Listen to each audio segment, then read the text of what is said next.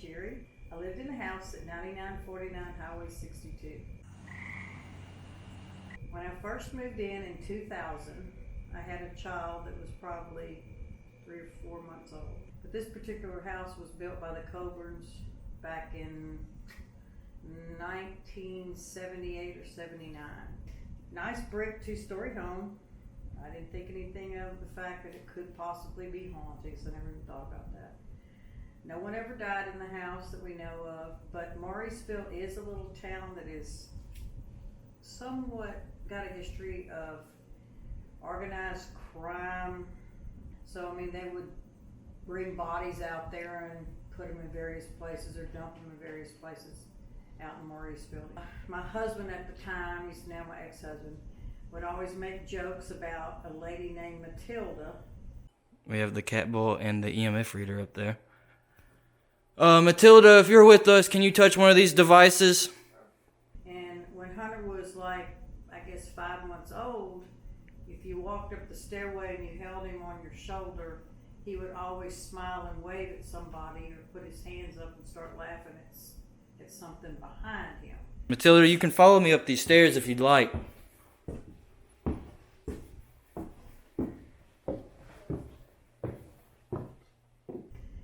Dad would always say, "Oh, that's Matilda he's looking at," and I just brushed it off as being a joke. I said, "Oh my gosh, quit teasing like that." But eventually, when my kids got a little bit older and started having kids come over to spend the night, there was 3 bedrooms upstairs. Actually, one was a study, and then there were 2 huge bedrooms with built-in desks on either side. And then these particular rooms had little bitty doors that opened up. It was like your own attic space in each room. I put the spirit box down. I was like, is there not a light for this middle part between all the rooms? And then we heard another thud in that fucking room, in that fucking window. And then it sounded like something was clawing on the fucking wall.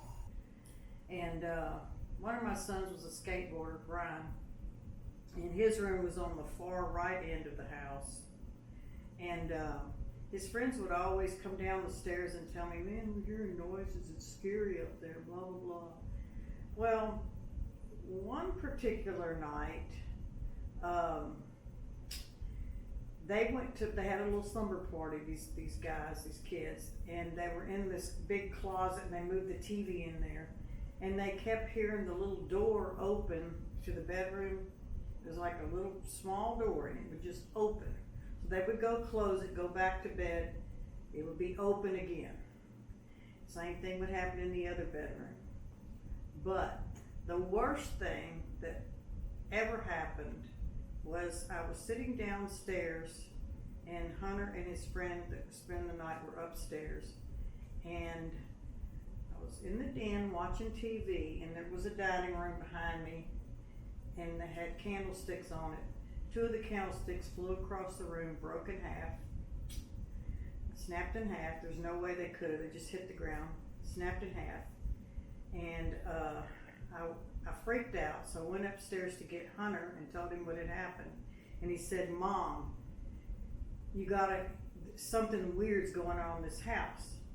So they were downstairs with me, and we hear this horrible noise upstairs. And there were shutters, like wooden shutters that were on custom-made shutters that were like on hinges and they were bolted to the wall. We went upstairs and these particular shutters were on the ground, ripped off the wall, on the floor. Just on the floor. And then the creepiest thing was there were 2 footprints embedded in the carpet. We had brand new Berber carpet we had just put in. And they were like, I guess they were like this. One footprint was going this way and one was going this way. It's kind of a weird thing. I mean, normally your feet are like that. It's just like that. And they were embedded in the carpet. You couldn't wipe it up. It was like burnt into the carpet. So we freaked out because we thought maybe someone had climbed up on the roof, because the way the house was, it was a story and a half, and it had like a slope where you could actually climb up there and walk. Because sometimes the boys would go out there and sit on the roof. But the window was not open from that side.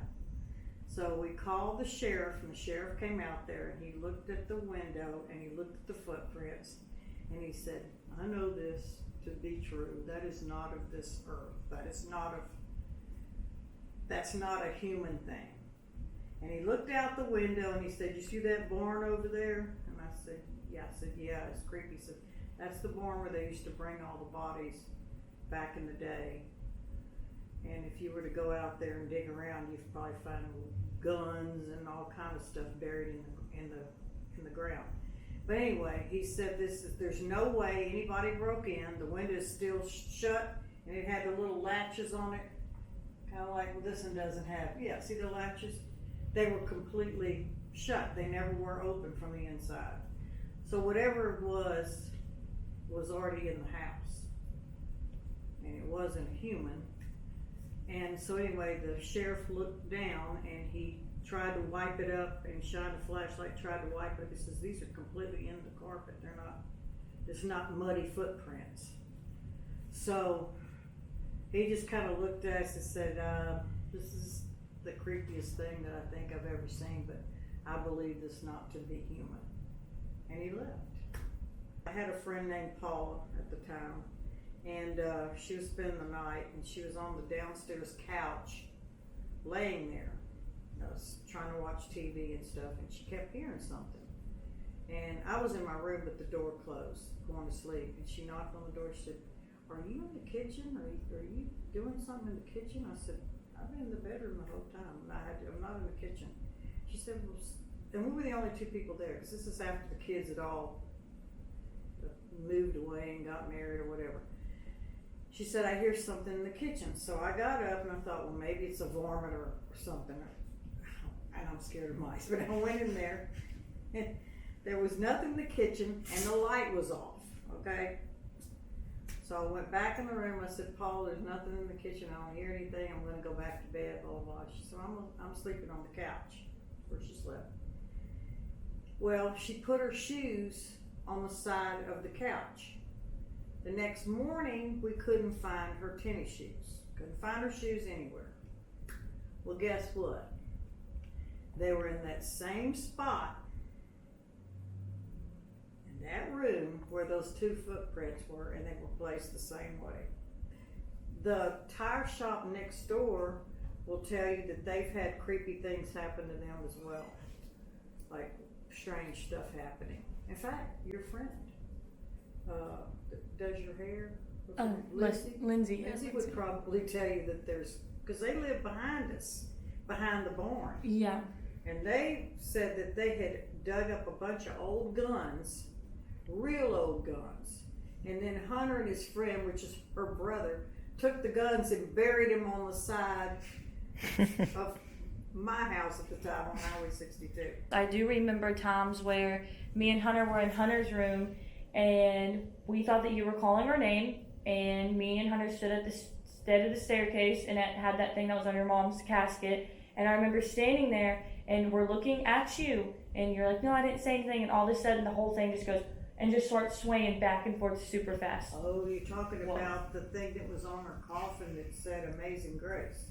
It's probably because I don't like that song. I can't stand it. Now, it's very fitting for this video because it right is now storming. Yeah, you just said that, and it's thundered out there. What I do think it could be is when you buy antiques and when you buy different articles of stuff from different places. The stuff that's attached to that. House, like Tim had bought, that's my ex-husband for anybody else, when he had bought this old Victrola, it was the old kind where you put the record on it and it would, and that's a creepy sound when you hear them singing these all the songs on there. And you wound it up. I mean, he could have brought something over on the antiques. I don't know.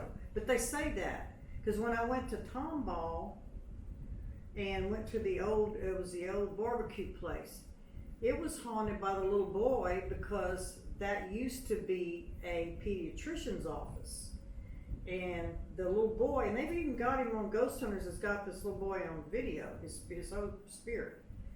They say that they brought that over there. That's been there. But they said that people that go there to eat bring that spirit back to their house, and he's playful because it's happened to my sister when we went there and ate. To finish off this interview, do you think that we will see anything tonight? Yes, Yes. I do. All right. Well, thank you for the interview. You're welcome. Hope you have a good one.